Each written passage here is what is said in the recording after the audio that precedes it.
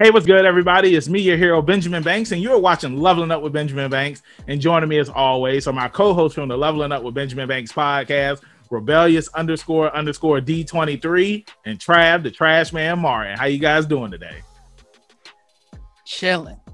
I see D. You heard him, dancing. man. You heard him. Like that, bro. The thumb dance. Hey, like it's Keeping all in the hips. It's Uh-huh. all in the hips. Yeah, I like it. I like the Adam Sandler reference. I like it all, man. Hey, and since you're bringing up the Adam Sandler references and whatnot, because Adam Sandler was very popular in the 90s, we are doing Fear Street Part 3, 1666. And before we get into today's review, make sure that you like this video, you subscribe to the channel, and you hit that bell button so that way you're always notified when we have new content here on Leveling Up with Benjamin Banks. Podcast in the description. Please check us out. Like, follow, subscribe to the channel. That's all you gotta do. That's all you gotta do. That's all you gotta do. So let's go ahead and get into this. So as we saw on part 2 of 1978, Dina, she is now back in the past and she is in Sarah Fierce's body. Now, Dina, it's not one of those things where somebody goes back in time and they're actually in control of what's going on. It's more like I'm in the person's body and I'm just viewing everything as the person. I know that this has been in some movies before. I just can't think of any off of the top of my head.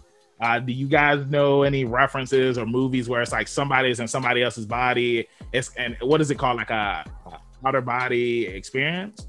No, that's something else. An outer body experience is when you come out of your own body and you can see yourself and everything. That's kind of like astral projection. Yeah, like I know there is movies though where it's like they touch something and Harry Potter did it.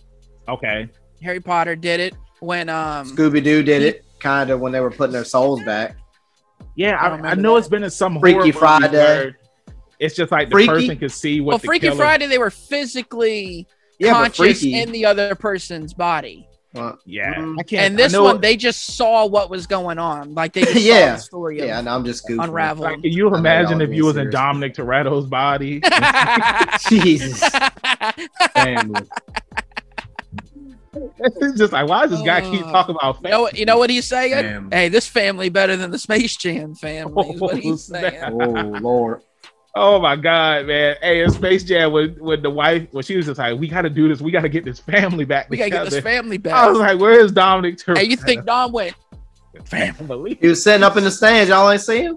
Yeah. Okay. All right. But yeah, so like I said, Dina, she's back in the past and she's able to see everything that's going on. Now, the only weird thing that I had about this was we see all of the characters who are in 1994 and from 1978, and they are in the past as well. But I feel like it was one of those things similar to American Horror Story where you just have, the same cast of actors playing different characters. So it wasn't that big of a deal. It was weird because remember when we saw the trailer in 1978 and then you saw everybody back then, I was just like, well, did everybody go back to the past with her, or was it just her? Like, I didn't know how it was going to be because I thought it was going to be something similar where it was going to be like Quantum Leap, where she goes back into the past and it's like now she's Sarah Fier. But I thought they did a really good job at explaining who Sarah Fier was. And when you saw her backstory, I was just like, man, like she doesn't really seem like that bad of a person. Like, what was it that caused her to become a witch and become like the most feared and hated woman in town? Like, D, like, what was your thoughts on seeing like the whole cast of Sarah Fier and seeing who she really was? I kind of thought we were going to get a second antagonist or a major antagonist and have her kind of being or sharing like a dual major role, because we had Sheriff Good and you saw him doing different little things, but we didn't know the severity of it or how it was going to go. So I thought it was a pleasant surprise. I kind of liked it, and just to see her get dicked over, you know what I'm saying? It was kind of cold. Yeah. She didn't do anything. She literally didn't do anything. I mean, she was messing around with the pastor's daughter, but homeboy was, Sheriff Good's ancestor was the one behind it all. Yeah. And I thought it was fun, man. Yeah. Trav? I thought it was fun.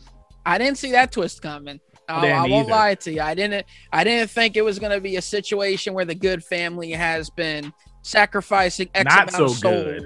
Yeah, not so good. Yeah. So yeah, that was cool, but it was your typical woman can't be free, back in those times, and if the man can't have her, nobody can. Yeah, right. And that really pissed me off because it's like it made me think how many times did it happen back in those times where it's like a guy tried to sleep with a woman and she was just like, no, I don't want to sleep with you, and they were just like, she's a witch, and then they killed her because more times than you can count. Oh yeah, dude. And it's sad. It's sad. Don't go down the rabbit hole, Banks, because it's or a situation where a man tries to, come on to a chick, it don't work. He forces himself. She protects herself and attacks him. And then now, she's held accountable for attacking him because she was defending herself. Yeah. And, that ain't flying. So she got hanged or hung or scraped. Yeah, that part made me cry, man. Like, I wasn't expecting to cry watching this, but it was just sad because we see, who Sarah Fear is, and like she was she sacrificed herself to save her lover. Yeah, she sacrificed herself. Yeah, she did to save what was it? Hannah. Yeah, I don't remember her name. Hannah. Yeah, and it was sad to see that and just see the whole backstory. Like there was a witch in the woods, but of course she wasn't actually like trying to kill anybody in the village or anything. And to see that Solomon Good was the villain and Michael, I did not see that coming, man. And it's like, because we had talked about this on last week's review, and I remember I had said, I just think that Nick knows something that he's not telling people. And then when we see that, it's just like, that Nick Good, he is the villain throughout this entire thing. And how the mall, Shadyville Mall, is on top of the old village, which the old village was the camp. It was the camp, and like so, all of this history happened at this one location, man. And I thought it was interesting though, man, because like I said, we get Sarah Fear. It was harder to notice earlier in the other parts because it was just Sarah, and it was telling like the history of the incidents. Yeah. But now you get Sheriff Good. We knew he had something else to do with it because after a while it was just like, well, what is this guy snooping around for? And he just didn't seem willing to listen. And you got to think too, he killed the kid at the beginning at the mall, but then he still wasn't willing to do anything else. He was just chilling, really. He was really just chilling at the station most of the time when you see him. And it was interesting. I like the twist. But keep driving, Banks. And when Ziggy found out that, that Nick was the killer and Nick is the reason why her sister died, all those kids at the camp died. Something too that I thought was interesting was we didn't get, what was the pastor's name? Oh, I don't know. Cyrus? Cyrus, it was Cyrus, yeah. Pastor Miller, yeah, because that was Hannah's dad. It was Cyrus Miller. Yeah, and it's like he removed his eyes, and he was the first person to do the murders, and I just thought it was interesting that we never saw him come out of the little bubble. Well, there was a couple of them we didn't get. Well, we didn't get the backstory. Yeah, we got everybody. Well, I'm saying we didn't get like legit backstories on like the what they call him, the one kid that was killing people with the baseball bats and stuff. I thought it'd been fun if we got more of those stories. I don't think there's enough time, dude. I'm just saying it would have been fun. Now, I get what you're saying, but no, I just meant like, because this is supposed to be the final battle. Yeah, and like everybody showed up. Now, at first when they was like when when Josh had said, why did they get quiet? And I thought that Pastor Miller was the one that was coming in there, but no, it was Nick, Sheriff Good. And I thought that final battle was dope.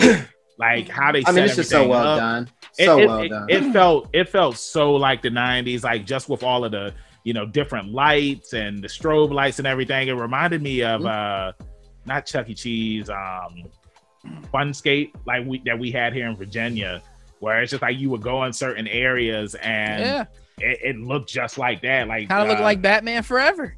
Thank you. Yes, that's exactly what it got looked the like. sugar skulls, bro. Mm-hmm. With the Jeff Hardy look. But yeah, man, like that final fight was dope. And when Sheriff Good, when he had touched the blob and then he saw everything. Yeah, right. Now I know that you guys are gonna be like, oh Lord, but I did see the JoJo reference. Oh my God. I didn't think you knew I had to break that low. It's been a while. Buckle up, Trav. It's been a while since I brought up the JoJo reference, but when Sarah Fear was saying that, no matter what, like the truth is gonna come out, and I'm gonna haunt you, and I'm gonna haunt you. I won't let you go. I won't let you go. And JoJo's Bizarre Adventure Part 1, when Dio and Jonathan Joestar fight each other, Jonathan says to Dio that, no matter what, where you go, I'll always, even if I'm a ghost, I'll haunt you. And that's what pretty much happens, like, because his ends up defeating Dio in Part 3. But that's what happens with Sarah. Like, it's like for all these years, these were the first two people that were able to see her story because nobody else had seen it. So Sam and Dina were the first people that actually saw, Sarah Fear. And I'm just glad that it was revealed that she wasn't the killer. And I'm glad that the Good family ended up getting taken down. And that how on the news, they said that some of the Good family didn't know that Nick Good was like this. It's just like, y'all knew. You saw that giant family tree, like when they came out of the basement. And like, that was interesting too, that the Good house was connected to the underground path that was connected to the mall. It's just, it was mind blowing. And your jaw dropped. My jaw dropped. It did. I just think it's interesting that he was able to just keep killing for as long as he did. It's crazy to see that the Goods did that to people. Yeah, well, I think how many people did he kill? He killed Tommy at the camp. And he got possessed. Lisa. Well, no, Lisa wasn't him. I don't think it was. Right? Was it him or was it his dad, though? It was his dad. It was his dad, the grandfather. Mm-hmm. Yeah. But yeah, like they're like all of those generations just of Good just killing people. So that way that it was kind of sort of like it was on some Illuminati type stuff. Yeah, it kind of reminded me. I had to look around. It reminds me of the plot of that movie. What is the name of that horror movie? Ready or Not? Ready or Not? The hide and seek. The hide and seek one where the family they have to play the game. Right. That's what it reminded me of, kind of, because like they made a deal kind of with the devil or whatever the guy was at, and if they didn't complete the game, then they would die, basically. So I thought it was fun. And I mean, the team, I think we've all praised the team behind this. I can't wait to see them do something else. We need to figure out who it is and watch closely. Because also too, for a lot of the actors that were in this movie, like the younger actors, this was their first role. Yeah, and exactly. Like you said, like they all did a good job. I was happy for my boy Josh at the end of the movie, where the girl, she wrote the email on his cast, and it was the girl he was talking to about the horror stuff.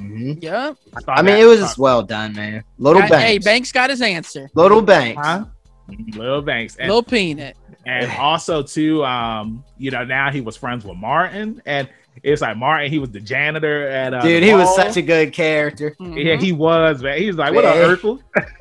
He just kept calling him Urkel the whole time.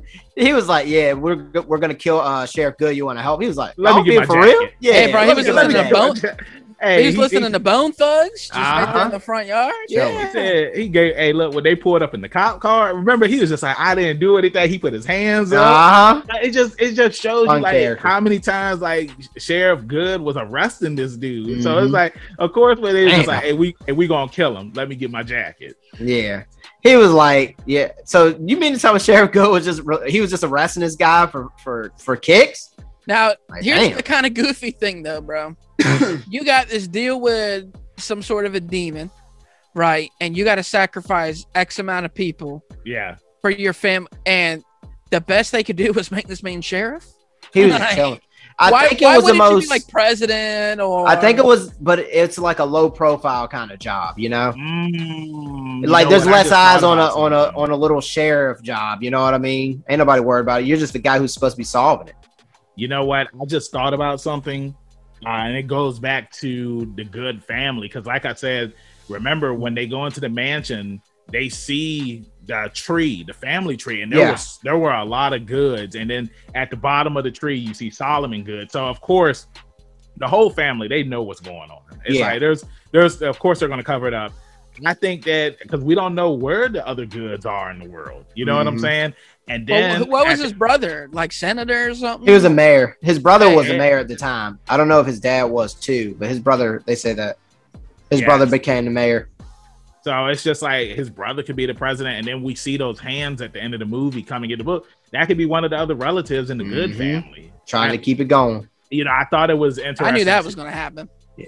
I thought it was interesting that after, Sheriff Good had got killed, that everything in Sunnyvale, like, it started messing up. Like, that dude backed out of that driveway, the dumpster killed him, and it was just like, things aren't so sunny in Sunnyvale anymore. So, is it Sunnyvale or Sunnyvale? Sunnyvale, I believe. Sunnyvale, it's one of them. I thought it was Sunnyvale, and then Shady Side. Shady side. Yeah, Shady Side, and then Sunnyvale, I believe. Yeah, I love the Carrie reference when he was standing there with Ziggy, and then she poured the bucket and had all the blood on her. The best part of the movie to me though was spraying all four of the killers. Oh yeah, and having them go at each other. Yeah, that was smart awesome. Actually. Yeah, that was awesome. Yeah, it reminded me a lot of 13 Ghosts, just like having how they just keep popping up all of a sudden to take people out and stuff. It was just popping, baby. Yeah, and I also thought it was interesting too how Dina, she kept on spraying herself with all of the perfumes and the clones, so that way, the monsters wouldn't recognize her smell. Recognize her smell and something. And then something else too. One of my friends, she was talking about how in 1978, how not the monsters, but I guess you can call them the monsters, the killers, how they had killed Ziggy's sister, and she was just like, in the first movie, the killers, they only went after the person that they were supposed to kill. Yeah, and she didn't understand why they killed the sister, and the reason why she killed the sister, and they kind of better explain it in this movie, is because if you're in the killer's way, they're gonna kill you. But if you're just you become a target. But if you're just standing to their side, you're not in their path. So, exactly. So like that's the reason why they killed the other cops, like we saw. Oh yeah. Oh man, they were gutting. Rest in peace to those guys. Yeah. R.I.P. We know who won't be in the next part. Oh, yeah, they're not gonna be in Rush Hour 3. Nope. So all in all, man, really good movie. Like I told Trav, this has definitely been the best movie series that has come out this summer. And I'm hoping that we see more projects like this on Netflix, where they just make a big movie and then they split it into 3 parts. Like, I'm definitely on board to seeing another Fear Street, but with a different story. Like, I'm all on board for that. I will ask now, Trav, this is based on a novel or a set of novels? Do you know? I just think they took the name. Yeah, I do too. Because that's pretty much it. Yeah, because all of the novels are called Fear Street. Yeah. Now, how many novels is what I'm getting at? Is it a lot of them? I think originally it was like 6, and then he brought it back. Years down the road. Well, yeah, he needs to keep doing that. Whoever. Yeah. What's R.L. Stein? Yeah. I know. Come on. Yeah. So whoever. So we fine. No, I'm saying whoever's bringing it back. Is it him or is it a company now or Michael? Michael sitting somewhere with a trench coat writing more books. And that was Michael's hand at the end of the movie. Of course. I'm going to get my revenge on those leveling up boys. But this isn't the last. But yeah, but hey, Trav, final thoughts on the movie and what's the rating out of 10? Yeah. Oh yeah, we already know what Trav's going to give. Yeah, we already know what Trav's going to give. Let's see what he's got. I really, really, really, really, really enjoyed it, but it's not a perfect film. This guy trolling us. I'm giving this movie a 9. Banks charge up. All right, all right, Trav, that's enough. Overall, but bro, this dude Banks also gave Space Jam a 7. And what's it called? So Banks just be throwing out, gold stars to all the classmates. You know what I mean? So, but Trav, how can you give this movie a 9? Like, it's like, I feel like with this, then like whatever you were doing with your reviews, you should have gave the 1994 a 7. Then you should have gave 78 a 8. So then first of all, don't tell me how I feel about. Easy, guys. Second of all, hot 9. I recommend this to everybody, including Michael. Yes, thank you. Michael might watch this movie and get some thoughts though.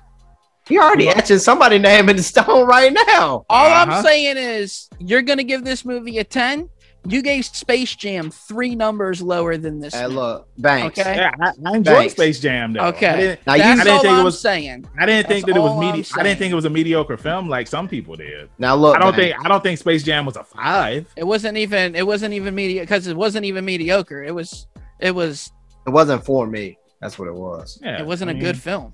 I was smiling the entire time I watched it, but you shady siders. You smile doing a lot of stuff. Go ahead and tell. You smiling right now. Look at. Tell him what this movie is rated, man. 10 out of 10. That's right. Give it to me. For my man Cyrus Miller in the house, baby. Cyrus.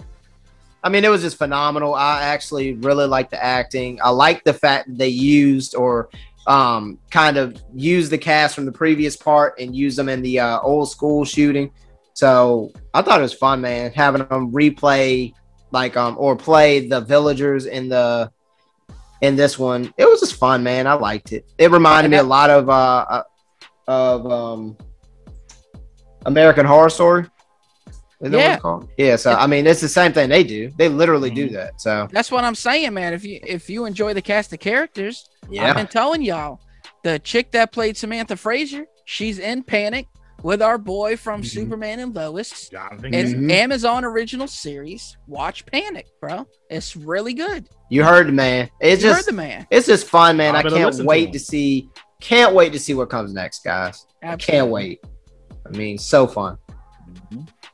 Banks? Well, for me, before I say first comes Rock, my rating, I just want to let you guys know that originally this movie, part 1, was supposed to come out in theaters last year. Really? Can you imagine if part 1 would have came out, then we would have had to wait next year for part 2 and then the following. That's interesting. Thank God it came on the Netflix. Yeah. I'm reading it now. They were supposed to come out last year, but 20th Century Fox, their studio rights, they sold the rights to Netflix because of the pandemic and whatnot. And then Netflix was just like, all right, we're going to put all 3 of them. Well, Disney bought 20th Century before the pandemic. So that can't be the reasoning why. Oh, well, that's one of the things too. It said due to, COVID-19 and then the accusation of 20th Century Fox by Disney, they ended their distribution deal and then they ended up selling it to Netflix. And that's the reason why it came to Netflix. But if none of that stuff happened, then it would have just came out in theaters because it was filmed. But I don't think this was even filmed until Netflix got the rights. No. I'm looking. It said that the filming of the trilogy, it was all back to back. They filmed all 3 films in 19. Right. Usually, I mean, that's what they would. They filmed all 3 films in 2019, and then the first movie was supposed to come out in 2020. Because I mean, when you think about it, you look at the settings in the movie. I mean, they really don't go to that many places for real. You know what I'm saying? Yeah. So it's just like, I mean, for them to film it back to back and then just have all of those costumes and stuff. And then again, too, everybody that's on the project, they're really not doing big project films because this is a lot of these actors' first time on the big screen. So they all did such a good job. They did, man. And for that, I'm not giving this movie a 10. I'm going above a 10 and I'm giving it an 11 because it was just phenomenal. The entire series was great. And I had to go past the glass ceiling. I had to break through it. And I'm giving and Trav, I'm disappointed that you gave this film a 9. And I gave it 3 10s, baby. Bro, I gave it a reasonable, really good rating. Trav, you sound like those guys at IGN right now, giving it. No, I never sound like the guys. Take it easy, Banks. We don't bring IGN up here. Okay, they gonna come for us. They gonna come for us. Just get ready. IGN gave Space Jam a 7, so that's you, Banks. You IGN. Oh, I didn't even know. I haven't seen their. Well, I wonder what they gave their final rating for Fear Street. What they gave it? They gave it a 9, I think. Okay. They had no man. They been back into the corner. Can you imagine if they would have gave it a 5? Be like, I didn't think they can't give it a 5. They gave the first movie like a straight 10. So yeah, but you know how IG. But it's in parts though. They can do it. Yeah. Well, they also gave any stretch of the imagination, bro. They also gave one episode of Loki a 4 and then gave the overall series an 8. So what's it called? Okay, well then let me ask you guys this, and then we can wrap this thing up. Trav, out of like just ranking it as a whole, what did you get? What would you give it 1 out of 10? I told you a 9. The whole overall project. Series. I said a 9 for one. So 1, 2, and 3. You're giving the whole thing a 9. One I gave it 8. No. I'm talking about like the whole thing as a whole. What do you get? Yes, listen to me, bro. I already said this. I give this movie a 9, and I give the overall series a 9. I don't know what part of that you're having trouble comprehending, my brother, but I gave it a 9. It is a 9. The series is a 9. Guy. All 3 movies. You get this? D, go ahead and take us home, man. Okay. D gave it a 10. You want me to just go ahead? I mean, what do you want? D, what do you want? My social? All right. Hey, D, thanks for a lot. Hey, that's enough. Turn it off. Yes, that's enough. It's you can find me at rebellious_D23 at Instagram.com. Trav. Bro, you hit it with that hand chop off. Boom.com. Right there, you can find your boy at ZK Audio on the Instagram. You can shoot me a follow on the Twitter at TRAVIOSZK. And of course, Sarah. Who's the other chick? If you see Tommy Slater coming at you and you need a hero, hey, where they gonna Sarah, find one? Her name was Hannah, Trav. Hey, your Dina. boy Tommy Slater. Hey, your boy Tommy Slater, he was running fast. He won't like Jason or doing all that walking. Nah, he was walking people down, boy. Yes, sir. Oh, it's that. But you can find me, your hero, Benjamin Banks, at KingBenji_Banks on Twitter and Instagram. And you can find me at Facebook at Benjamin Banks. I should be the first person to pop up. If not, then I need to contact Mr. Zuckerberg. Let us know in the comments what you thought about Fear Street 1666 or the entire Fear Street in general. And make sure you check out some of our other stuff that we have here on the channel. Like I always say, keep that pinky up. Stay positive. We'll see you next time on Leveling Up with Benjamin Banks. Peace. Thank you for watching a brand new episode of Leveling Up with Benjamin Banks. Make sure that you hit that like button and you subscribe to our channel. Hit the bell button so that way you're always notified when we have new content on our channel. Make sure you check out our podcast where we release new episodes every Tuesday and the video of that episode is uploaded on Friday. And you can find new episodes of our podcast on all podcast platforms. Make sure you follow all the Leveling Up with Benjamin Banks social media accounts at Leveling Up Banks on Facebook, Twitter, and Instagram. Also, we have a Patreon. If you're feeling generous and would love to donate to us, it's at Leveling Up Banks. And huge shout out to our patrons. We really appreciate you and thank you for the support. We'll see you next time on Leveling Up with Benjamin Banks.